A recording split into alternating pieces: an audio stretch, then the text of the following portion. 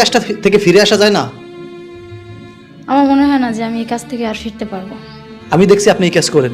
জি। আমি আপনাকে প্রস্তাব দিলাম যে মনে করেন যে না, আপনার একটা সুন্দর জীবন আমি উপহার দেবো বা আপনাকে আমি বিয়ে করব, ঠিক আছে, আপনাকে ভালো রাখবো, তখন আপনি কি করবেন? আসসালামু আলাইকুম রহমতুল্লাহ। সম্মানিত বন্ধুরা, আমরা একটা আবাসিক হোটেলে আসছিলাম, আর এখানে যারা আবাসিক হোটেলে যারা অনৈতিক কাজ করে তাদের জীবন জীবিকা কীভাবে নির্ভর করে বা তাদের বর্তমান অবস্থা কি সেটা একটু আপনাদের মাঝে তুলে ধরবো। আসলে আমার পাশে অনেকগুলো রুম আছে, আর এই রুমের ভিতরে তারা এখনও অবস্থান করতেছে।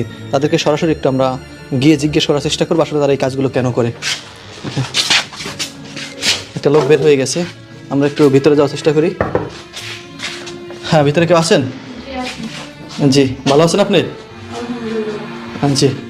আপনার নাম কি? আপনার নাম ফারিয়া? জি। জি। আপনাদের এখান থেকে একটা লোক বের হয়ে গেলে সে আপনার কি হয়? কাস্টমার। আপনার কাস্টমার? জি। আচ্ছা, আপনি এই হোটেলে আসছেন কতদিন যাবত? দৈনিক আসেন না মাসে আসেন না একটানা থাকেন, কিভাবে কি? না, এখানে আমি 2 দিন পর পর আসি। 2 দিন পর পর আসেন? থাকি না। আচ্ছা, আপনি একটু বিস্তারিত আপনি একটু জানতে চাই, বলবেন? কেমন? আপনাদের এখানে ম্যানেজারের অনুমতি নেওয়া আছে, আমরা ভিডিও শুট করতেছি, তার অনুমতি নিয়ে আসছি। দেখছেন তারা কেউ আসে নাই, তারা বলছে অনুমতি দিয়েছে। আমরা একটু বিস্তারিত জানবো আপনাদের কাছ থেকে, সত্যটা বলবেন? বলা তো যায়। আপনার জীবন সম্পর্কে, পার্সোনালি কিছু সম্পর্কে, আর এখানে আসা সম্পর্কে, কি পরিমাণে এখনো মানুষ আসতেছে এই সম্পর্কে জানবো। ওকে। আচ্ছা, আপনার নাম তো জানলাম, এখন আপনার জীবন সম্পর্কে, আপনি এই লাইনে কতদিন যাবত আছেন? আমি এই লাইনে প্রায় 1.5 বছর হয়ে যাচ্ছে, বর্তমানে আছি। 1.5 বছর? জি।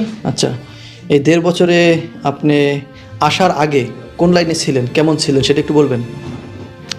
আসার আগে মনে করেন আমি ছোটোখাটো একটা জব করতাম।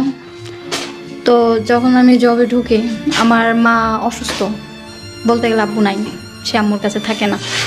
তো আমার পুরো ফ্যামিলির খরচ আমারই চালানো লাগতো। তো আমি একা মেয়ে মানুষ, আমার পক্ষে সম্ভব না থাইকা জব করা, তারপরে ঘর ভাড়াটা দিয়ে মানে অনেক খরচা হয়ে যায়। তো যেখানে জব করতাম ওখানেও মানে আমি এমন পরিস্থিতিতে পড়ছি যে উনি যদি ওটা না, এটা ছাড়া অনেক কাজ আছে, এটা ছাড়া আপনি যে কাজটা করতেছেন এটা ছাড়া অনেকগুলো কাজ আছে, সেই কাজগুলো করে মানুষ জীবন জীবিকা নির্ভর করে। তাহলে আপনি এই কাজ কেন বেছে নিছেন? না না না, অবশ্যই আছে। আমার যদি এই কাজ বেছে এই কারণে নিছি যে আমার জব করতে যে যদি আমার দেহই যদি দিতে হয়, তাহলে ওরকম টাকার আমার প্রয়োজন নেই, তাহলে দেহ দিয়ে আমি টাকাটা কামাই করি। আপনি কি মনে করতেছেন অন্য কোনো কাজে দেহ দিতে হয়? অবশ্যই আমি এর জন্য পরিস্থিতির শিকার হয়েছি অনেক জায়গায়। অনেক জায়গায় পরিস্থিতির শিকার হয়েছেন। আচ্ছা, এই কাজটা থেকে ফিরে আসা যায় না?